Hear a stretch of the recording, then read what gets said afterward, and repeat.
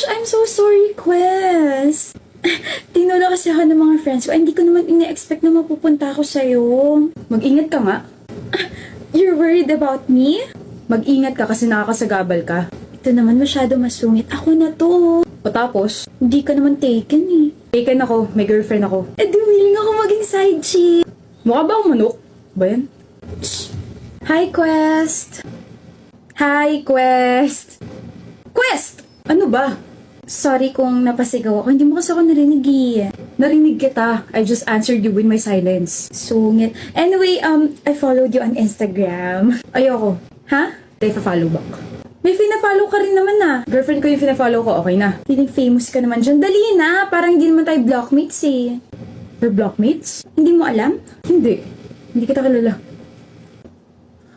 Hello? OMG, si Quest ba to? Sino to? OMG, gwapa ng boses mo. Saan mo nakuha number ko at sino to? OMG, nakuha ko kasi yung number mo kasi pinilit ko yung isa kong friend. Visit? Binabaan ako. Excuse me, Quest. Hindi mo ako kilala pero kasi my friends told me to talk to you kasi they think na we're very compatible and yun din yung nasa isip ko na sobrang bagay natin. Saan banda? Ha? Sa lahat. Saan nga doon? We both like seafood, we're shy, we're smart, and May allergy ako sa seafood. Hindi ako mahihain kasi all out ako sa girlfriend ko. Tsaka hindi ako matalino. Nagiging bobo ako pag kasama ko siya. Like, nawawala yung focus ko kapag kasama ko sa Haven. pero sabi, Then mali yun nakuha ang information ng mga friends mo. Awayin mo sila.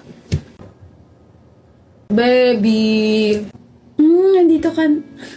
Anong mukha yan? Mukha ng marami may nagkakagusto. You and your buhat upo ang side.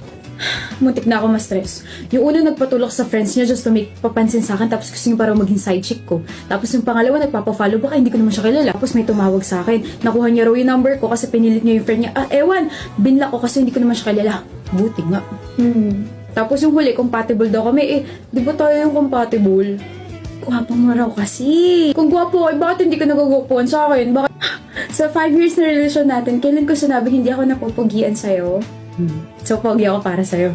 Malamang boyfriend kita eh. Ay, so nung nanliligaw ako sa'yo, hindi ako gwapo, Haven? You're twisting my words, Quest. Bakit natatawa ka lang? Hindi ka ba nagsaselos na maraming gumaganon sa akin? At ako magsaselos ko, hindi mo naman ako binibigyan na rason para magselos. I mean, you're literally ignoring every girl na nagkakagusto sa'yo. Plus, you always talk about what happened sa araw mo. That's enough assurance para hindi ako mag-overthink.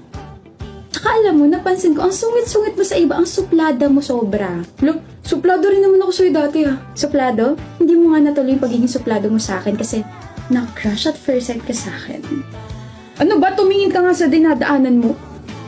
At nagtaray ka pa talaga, ha? Wala kang kasalanan.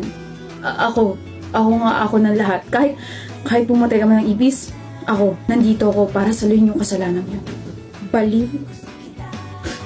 Tapos after nun, kinulit mo na ako and then you fell first. Lalo ako nai-inlove sa'yo. Nagiging marshmallow ako pag kasama kita. I am a storm and you are the rainbow that I need, Haven. I love you. May nakapagsabi na rin ba sa'yo na lalo kang kumukorny? Ano storm and rainbow ka dyan? Gutom lang yan. Ewan ko sa'yo, Quest. Sa'yo lang naman, yun ang importante, hindi ba? Higitin ko yung muso mo dyan eh. Ano? Hihigitin mo para ikis ako? Uy, conservative ako ah. Ay, ewan, Quest.